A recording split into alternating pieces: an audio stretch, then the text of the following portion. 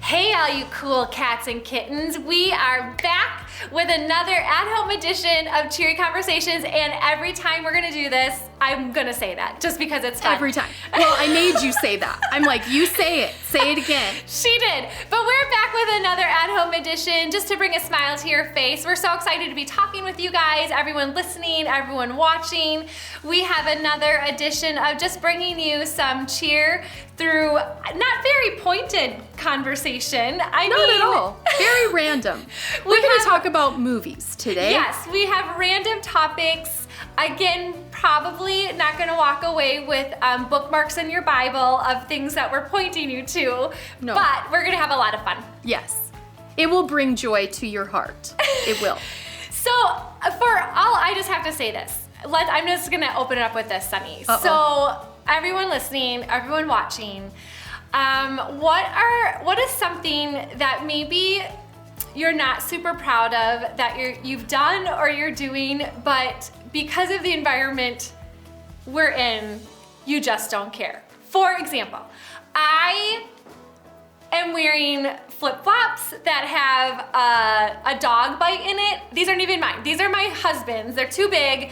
I'm wearing them with socks, and I'm wearing them out in public, which I would not normally do because that's super 90s, like socks and flip-flops, but I kind of don't care. I kind of don't care.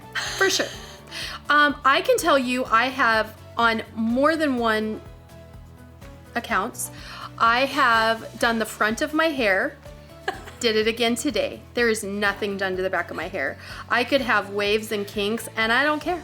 And so I have not done the back of my hair in 6 weeks.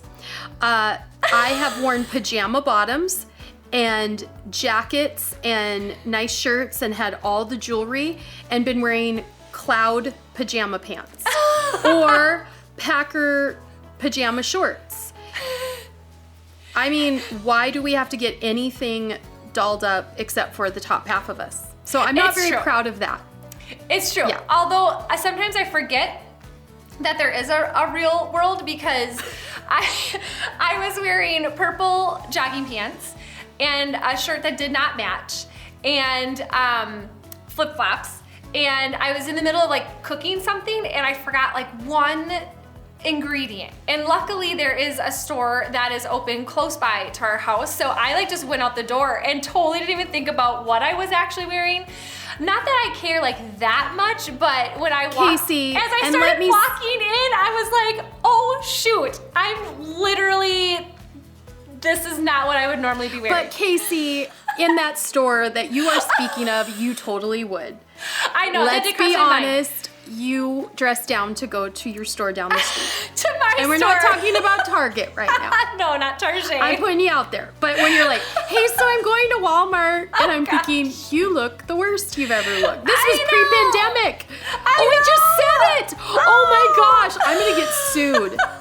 So there's nothing wrong with that store. It has everything that you need. Absolutely not. Although, have you seen the memes? It's not even memes. It's an album on Facebook of things people have worn as masks. Not all are in Walmart, but a lot are. You can tell they're in Walmart. I've heard of these. I haven't seen it, no. Okay, it's 12. Let me go through some of them. A scuba oxygen tank mask, and they were wearing a wetsuit.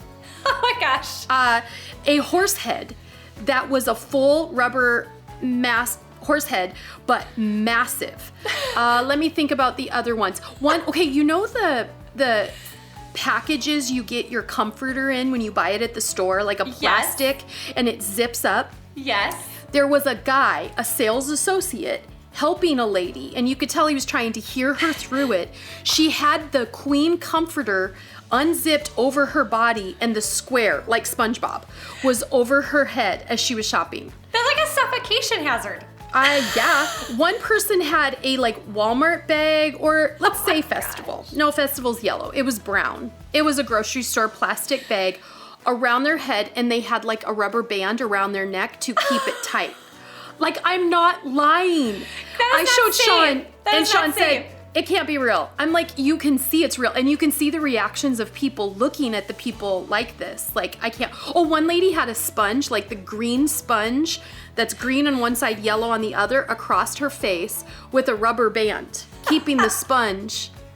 Okay, but I will say I went to festival the other day, and so far I have not worn a mask. But I've also not, we've done Instacart a lot, or Sean's worn like ridiculous masks with like big contraptions like oxygen. It was so embarrassing. The one time he took a picture in Meijer of what he was wearing. It looked like he had like Bose headphones on his face and then also here. It was like 4 pieces of weird big things. Anyway, and 2 of them were pink, so it kind of looked like he had pink headphones around his beard, but it was a face mask. So anyway, I decided, okay, I'm gonna go to festival and I am gonna do the face mask because when I was at Target the week before, I totally was judged for not having a face mask. So I felt like, okay, I need to do this. So in my head, I'm like, I have this floral head wrap that also can like go around your hair, Yep. but you know, kind of like your neck. And I pictured that it was really like a lot of fabric that just would bunch around. So I find it and I put it around my neck and I'm like, when I get to festival, I'll pull it up. Well, I get to festival and I realized that this was not what I had remembered. And it actually, when you spread the fabric out, it was about this big. When you unfolded it, at its largest was about this big. Not this big as I remembered. So I looked like I had a legit hairband around my head. I'm gonna show up You're on a that meme. album. I'm a meme now. And it barely covered my nostrils, and it was one thin layer that I had to stretch, so you probably could see my mouth. Probably people were like, look at this crazy. They're like, So poor girl. I'm super embarrassed. Poor girl, she's we trying. have a lot of embarrassing things, right? It's so great. It's so great. Well, not only embarrassing things, but there are like some fun things, milestones, things that are to be celebrated that are still happening because life doesn't stop, life keeps going. And so even though it's different, I'm sure there have been some things that people would normally celebrate one way but had to do it differently. So we would love to hear from our listeners and our viewers. If you're watching, put in the comments like things that you've celebrated and how you've celebrated. For example, birthdays. People have birthdays during this whole pandemic. So how have you celebrated? We would love to hear it. And if you're listening, let us know too. But Sonny, you had a birthday this month. Yes. So how did you guys celebrate it? It happened to be, let me see, it was on a Sunday, and we've had some beautiful Sundays in Wisconsin. Thank you, Wisconsin, for having warm weather. Actually, Sean and I were sitting at Pamperin Park yesterday, and I walked for 3 hours, and he came in the car, and on his way back from doing something, and sat on a bench with me, and then drove home, and I walked home. But we sat on the bench for a while. He's like, this is really nice. I'm like, I know. And the weather was so nice to be warm out. And I looked at him, I said, I'm so glad we're not doing this in January, where we're in our home and it's freezing out and it's gray and there's snow and there's no going outside. I mean, I see people walking around all the time outside. So on my birthday, it was a warm day, one of the warmest we've had. It was April 5th. And I sat on my porch for like 3 hours. Now, I was researching Revelation and that study that I'm doing right now. And Sean came out, he's like, really? On a Sunday and on your birthday? I'm like, if I'm outside on my porch, like I can't think of a better thing I would want to do. So that was awesome. And then he had balloons hanging from the ceiling that night. He made my tacos, which are the tacos I make. So, I mean, he didn't want to bother me, but I did have to help him a little with the tortillas. But he did really good with it all. He got me a TJ Maxx digital card. Oh, that's smart. Yeah, so he emailed it to me. I haven't tried to use it because I think I might wait till I open up so I can go shop the aisles because that sounds like more fun. So it was really great. It was really great. And nobody was going anywhere. Nobody was in a hurry to get through the party. We just had dinner and my kids wrote me wonderful cards and they probably spent more time writing nice things. So it was great. It was great. That's awesome. That's awesome. My dad had a birthday this month too, and so we drove to his house and did what I think a lot of people do, just made him a big sign and stood in front of his window. But Aww. he said it was one of his favorite birthdays. Yeah. I think because it was so intentional, and Yep. we didn't want it to not still be celebrated. So I think it's cool when people have creative ideas. So we'd love to hear more people's creative ideas, right? Because Yeah. there's wedding anniversaries, birthdays, graduations. Yes. There's I all wanted sorts to of things. I wanted to talk Yeah. about that. So Alan Griffin, a lot of people who are in our life know he's in our life, and he's Sean's best friend, and he got his doctorate. He what is it called? He gave his dissertation. He defended his dissertation on a Zoom call in a suit jacket. I really did want to have the inside scoop because I bet he was wearing basketball shorts on the bottom, but he had a suit jacket on top. The board that was he was defending his dissertation to, he sent us a screenshot of them, and they were like in hoodies. Like, these are doctors who are giving somebody a doctorate. One dude had a hoodie on. I'm like, oh, this is so different, because that's a very formal thing. So anyway, he got that, and so he wanted to have a graduation party still because Sean was gonna fly in for it, and of course that got canceled. The graduation got canceled, and I'm sure I think it's a doctorate in theology, and so 10 guys got on a Zoom call 2 nights ago, and for 3 hours, 10 dudes, probably all ranging from 40 to 55, sat there, and Sean's like, it was like we were all together. Granted, it's not a meeting, there was no agenda, so I think that's why it was super fun. And I thought, you know what? And in fact, Casey, didn't you say you and BJ, have you done that kind of thing? Yeah, we've had date nights with our friends where we just Zoom call, and we don't really do anything special besides just, hey, hi, how are you doing? We've had a couple, like, here's some, hors d'oeuvres, or we're having our little Here, snack. eat it through the screen. But just to meet with the people we would normally be meeting with on the weekends, we've done that a couple times, and I'm sure that there are other really cool things people are doing. And I think it's so important that we don't stop doing what's important to us. We just have to find a different way to do it. Yeah. Well, grandparents have been doing the FaceTime thing for a long time, Yeah. right? Like, aren't there devices now that it's like, looks like a picture frame, and grandma and grandpa can push start and the kids can. So, I think we could probably lean into that, even the younger generation. When you told me that earlier, I thought, why aren't Sean and I doing that? Like, we could get on with Hush, Marine, and Alan, and I think no agenda leads to random conversations. Like, for instance, what we're going to talk about next. What a great segue. Movies and TV shows. Let's give some real life recommendations right now. Because this is what friends do. Like, what are you watching right now? For sure. Yeah. So everyone knows that we're watching Tiger King. Hi. Tiger King, hello. Cool Cats and Kittens. Yep, that's probably And we old discovered news. his name is Joe. Yeah, Joe Exotic. We couldn't think Joe of it Exotic. last time, but Joe Exotic. Right. Who could forget that? Joe Exotic. Yeah. What's something new that you're watching? Because I usually get ideas from you. And I get ideas on movies from you. So I feel like Sean and I have watched every documentary that has come out. I feel like, not documentary, I said that wrong. Every true story. Oh, I love those. We've watched Bombshell. We've watched, which is probably a little more off script, but we watched Just Mercy last night. I don't even remember what it was called, but it was about, two guys buying a bank in Texas back in the 60s. So good. I'm trying to think. We've watched like 4 or 5 that are just true stories. So they've been awesome because you also don't feel like you wasted your time and your energy. You actually feel a little smarter, but of course I love history. Unorthodox. I watched that. It's only 4 episodes.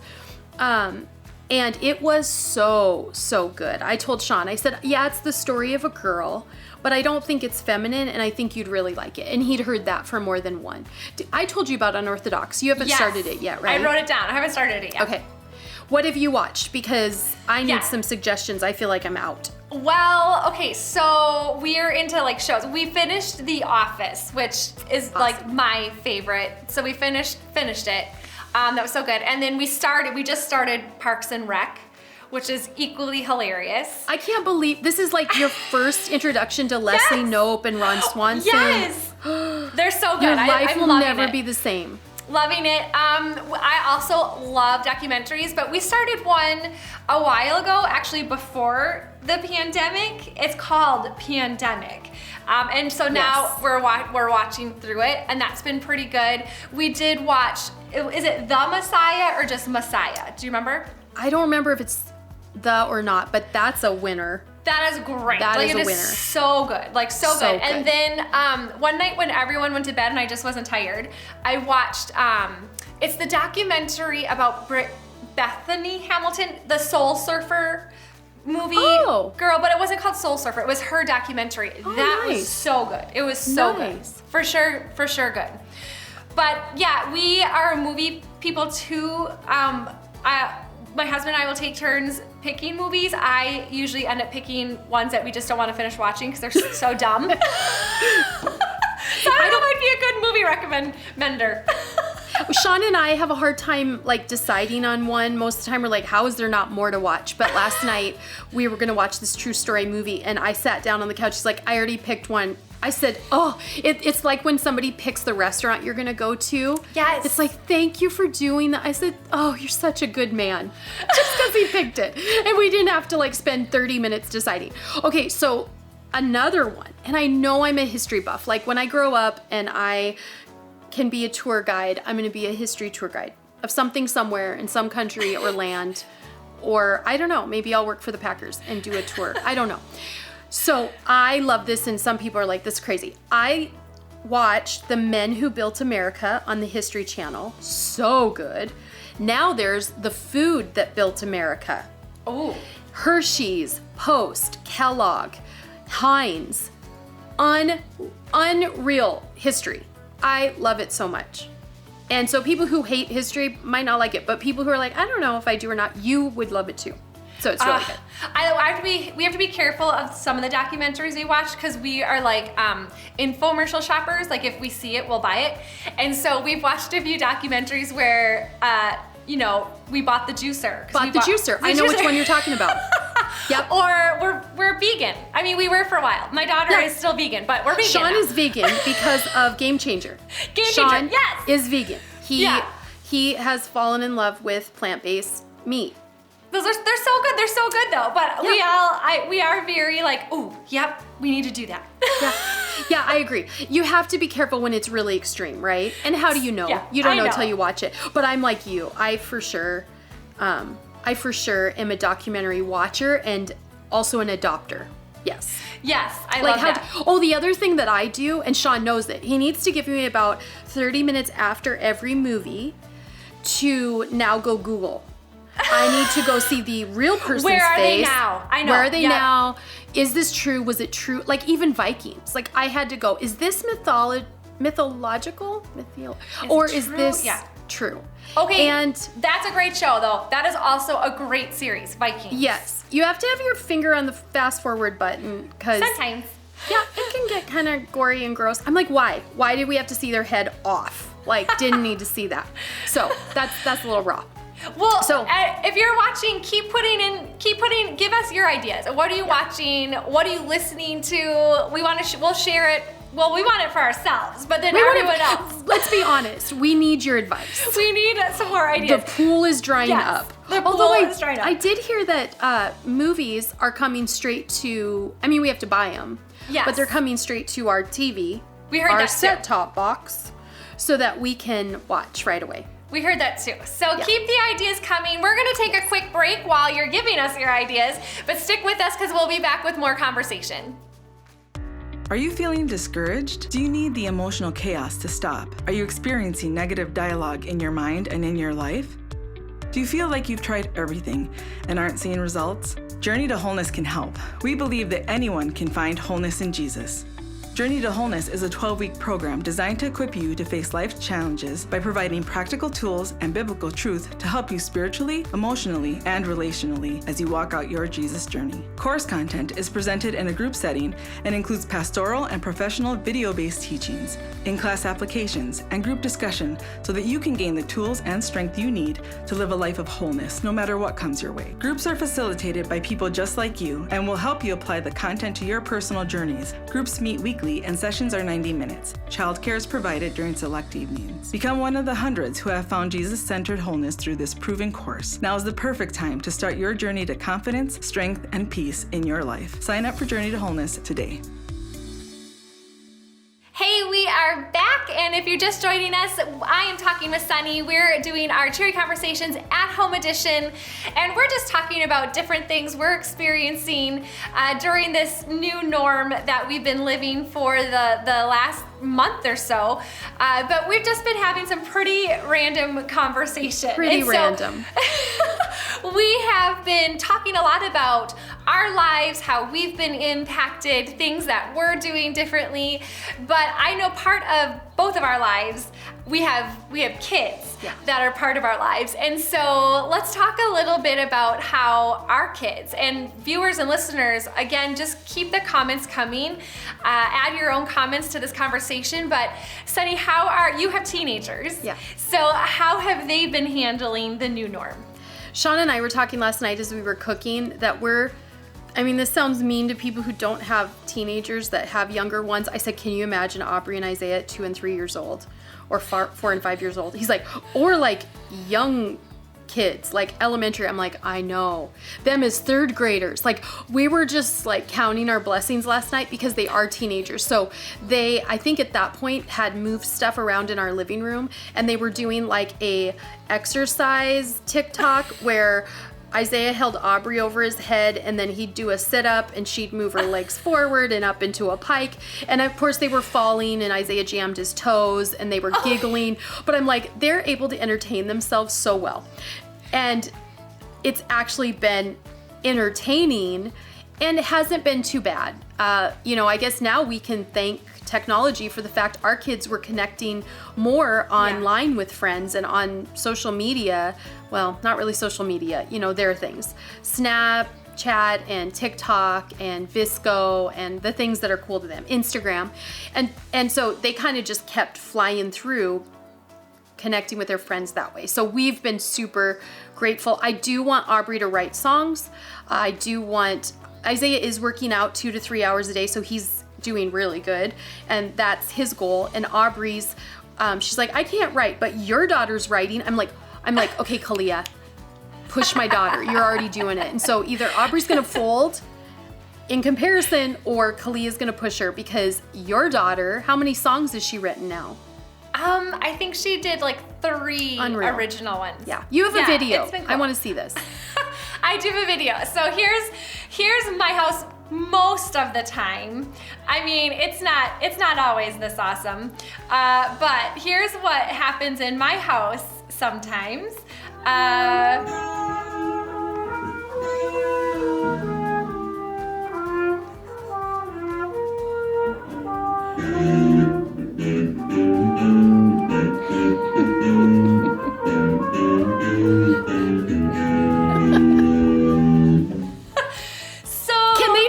Each other? I'm not really sure. They're like, I'll just be louder. Which, let's face it, we all turn our music up in different parts of the house, probably louder than the others, and then pretty soon it's just chaos. That's so awesome. So trumpet, electric guitar, percussion, like drums, keyboard, and singing, ukulele, and some rapping. That's been new. I've discovered some new talents my kids have. But Kavi's good. Kavi's good. I know you're not gonna put it out there, some of his raps. I know right now that's internal, and he's not releasing anything yet, but he can rap. I'm impressed. He is going to be famous. But one thing my kids got mad at me about was I kept saying, oh my goodness, I've always wanted to homeschool you. And that made them so angry when I said that, because they did not think that was great. They don't want to be in the grouping of I was once homeschooled, I take it. Yes, or okay. I think they think I might love it so much that I'll never let them go back to school, which wouldn't happen. Nope, you found that out. Yes. I'm not even trying to homeschool. The kids were on spring break last week, so they didn't have to do work and log in. But we're failing as a family. I just don't, like today, I think Isaiah's still sleeping. I don't know. It's terrible. It's terrible.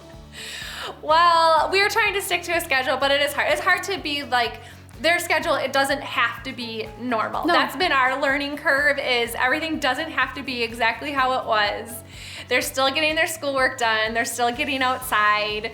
And I think it's important to let them enjoy this as much as they can enjoy it, right? Like I think about, why would we make this harder on ourselves and our kids than it is? Like, why would we make more stress and tension than is already probably something we're struggling with? So I think of the trauma, and I don't want to exaggerate, but I think of the trauma really of this has never happened to kids in this century. You know, that they've just, everything is up in the air. Seniors that aren't going to get to graduate, they don't get to finish their senior year with really no notice, you know? And so how do we make it that much better for them? And that leads us to animals. Which, I mean, kids, animals, kind of the same bucket. Did I tell you that I'm bending? No. You didn't even know this. You said we're going to talk about animals. Is anybody getting an animal during this time? So when we moved houses, we got rid of our dog and our cat. And, well, we didn't get rid of our cat, but I said the cat stays in the garage and with a litter box. And the cat kept getting out and roaming the neighborhood, and people kept bringing our cat back.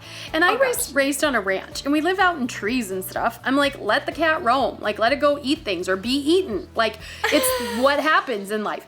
And so I just, all these neighbors keep bringing our cat back and knocking on our door, and they're very concerned about Buddy. And I'm like, I don't care about Buddy. If Buddy wants to or needs to come back, he'll come back when the garage door opens again, or he'll scratch on our front door. So eventually Buddy just disappeared. And he actually is in someone's house in our neighborhood. He's not dead. Oh. Yeah, somebody found out. I didn't really care. They just took him. Okay. So they adopted him. Yeah, so that was a year ago. And Aubrey has cried probably once a month for a year. Like sobs. No. I miss Buddy and I loved Buddy. So anyway, somebody sends me a couple weeks ago, pictures of kittens in the barn that the cat just had, saying if you know of anybody who wants kittens. And I mean, I'm a sucker for small things. Chipmunks, adult or baby. Babies of any animal. They're all cute. I mean, baby possums. Give me one. Baby porcupines. Let's have some. Let's have some around. So I was like, oh my gosh. So I came back and I thought, I will surprise Aubrey. So I've been plotting that we'd get this kitten and I would make her keep it in the garage or her bedroom. Not allowed in the house. Not allowed. She's gonna have to. Where's her bedroom? Is it in the house? Upstairs, but she's gonna have to carry the cat. There's some stipulations here. And then last week, she was sobbing about Buddy again. And I know that it's just she hasn't seen friends, she hasn't seen people. And he loved me. And it's the tears. And I knew she wasn't trying. She knows I was not getting her cat.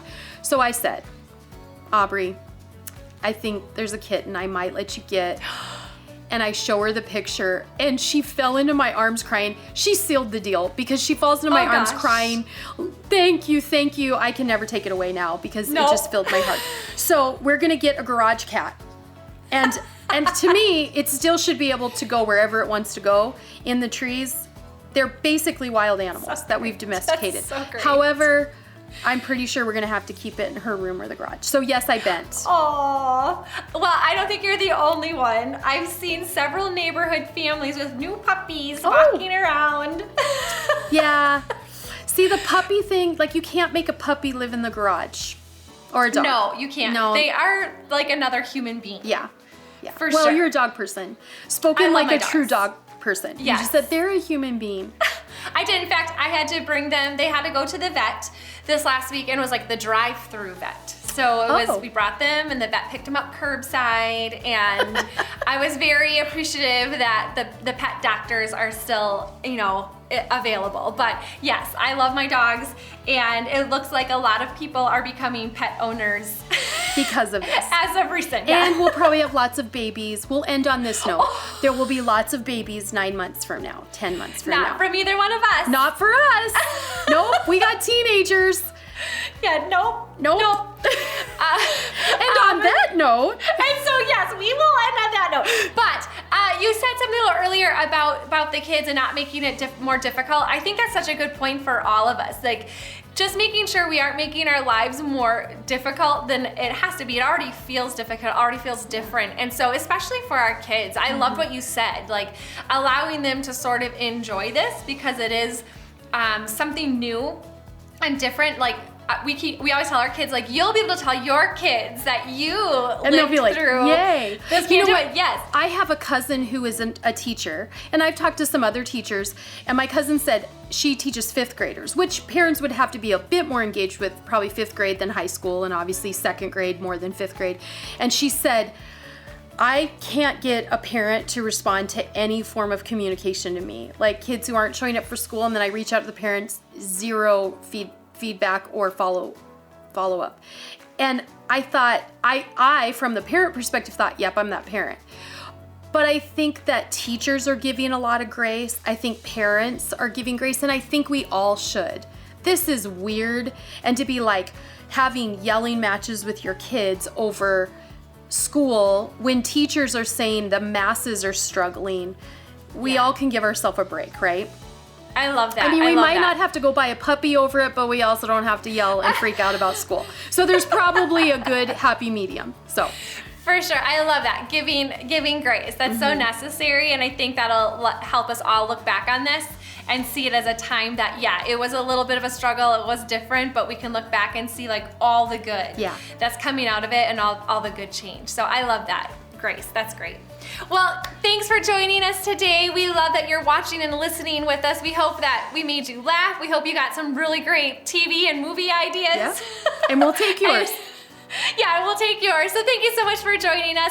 We will be back next week at the same time for another cheery conversation. And I'd love to connect with you directly. You can go to sunnyhennessy.com, and right there on my website, you can email me. I'd love to know topics you'd like to hear about, guests you have in mind.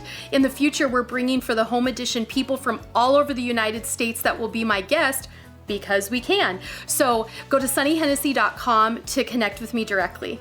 We'll see you guys next week. Thank you. Bye.